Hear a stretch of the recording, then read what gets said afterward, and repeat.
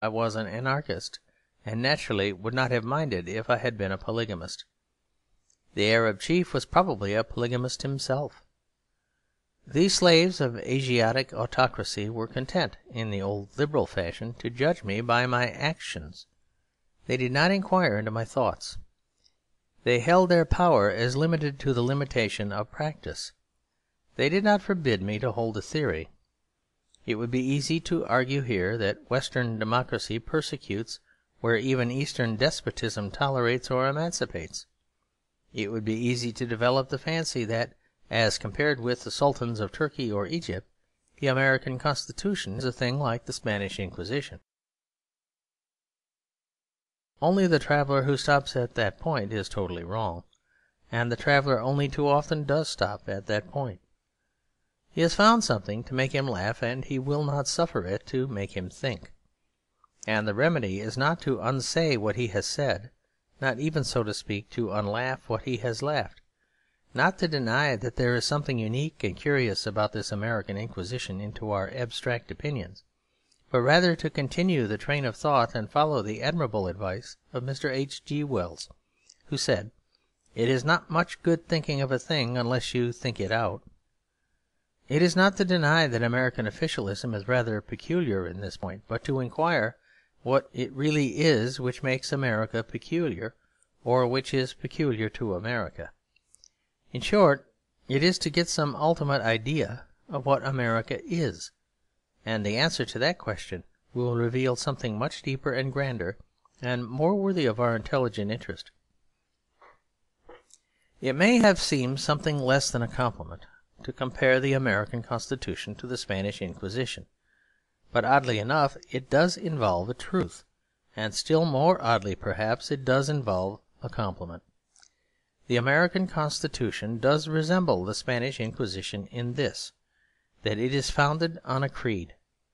America is the only nation in the world that is founded on a creed. That creed is set forth with dogmatic and even theological lucidity in the Declaration of Independence, perhaps the only piece of practical politics that is also theoretical politics and also great literature. It enunciates that all men are equal in their claim to justice, that governments exist to give them that justice, and that their authority is for that reason just. It certainly does condemn anarchism, and it does also by inference condemn atheism, since it clearly names the Creator as the ultimate authority from whom these equal rights are derived. Nobody expects a modern political system to proceed logically in the application of such dogmas, and in the matter of God and government it is naturally God whose claim is taken more lightly. The point is that there is a creed, if not about the divine, at least about human things. Now a creed is at once the broadest and the narrowest thing in the world. In its nature it is as broad as its scheme for brotherhood of all men. In its nature it is limited by its definition of the nature of all men. This was true of the Christian Church, which was truly said to exclude neither Jew nor Greek, but which did definitely substitute something else for Jewish religion or Greek philosophy. It was truly said to be a net drawing in all of kinds, but a net of a certain pattern, the pattern of Peter the fisherman. And this is true even of the most disastrous distortions or degradations of that creed, and true among others of the Spanish Inquisition. It may have been narrow touching theology, it could not confess to being narrow about nationality or ethnology.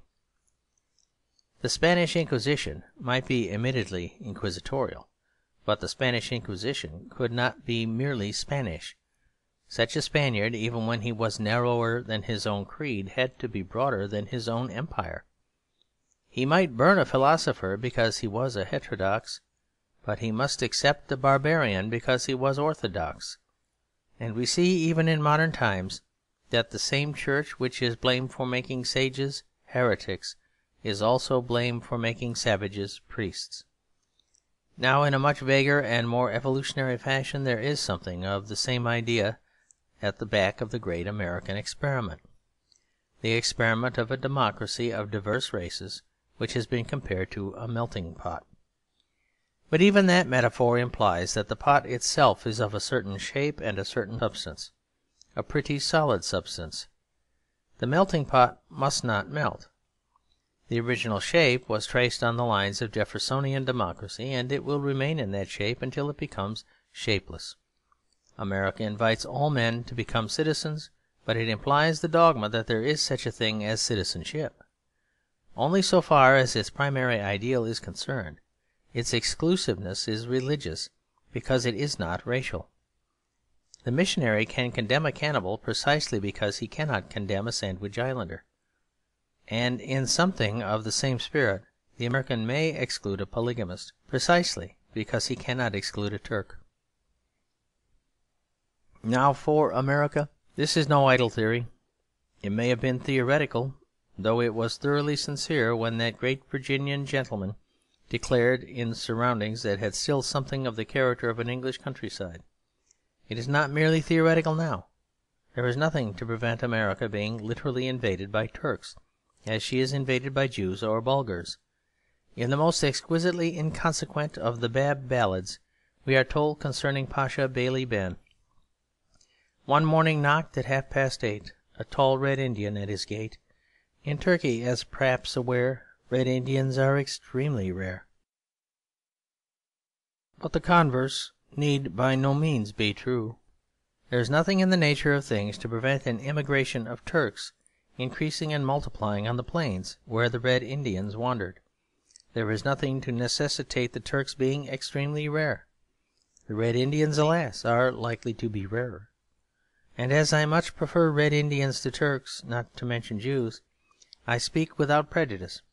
But the point here is that America, partly by original theory and partly by historical accident, does lie open to racial admixtures which most countries would think incongruous or comic. That is why it is only fair to read any American definitions or rules in a certain light, and relative to a rather unique position. It is not fair to compare the position of those who may meet Turks in the back street with that of those who have never met Turks except in the Bab ballads.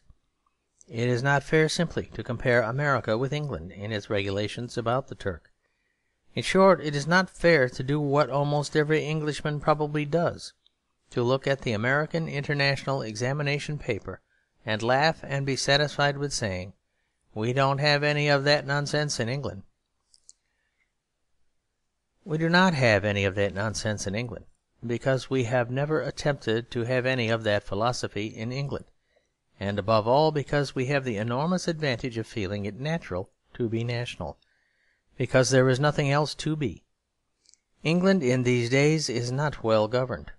England is not well educated. England suffers from wealth and poverty that are not well distributed. But England is English. England is English as France is French, or Ireland Irish, the great mass of men taking certain national traditions for granted. Now this gives us a totally different and a very much easier task. We have not got an Inquisition because we have not got a creed. But it is arguable that we do not need a creed because we have got a character. In any of the old nations, the national unity is preserved by the national type. Because we have a type, we do not need to have a test. The end of section 1, chapter 1, part 1.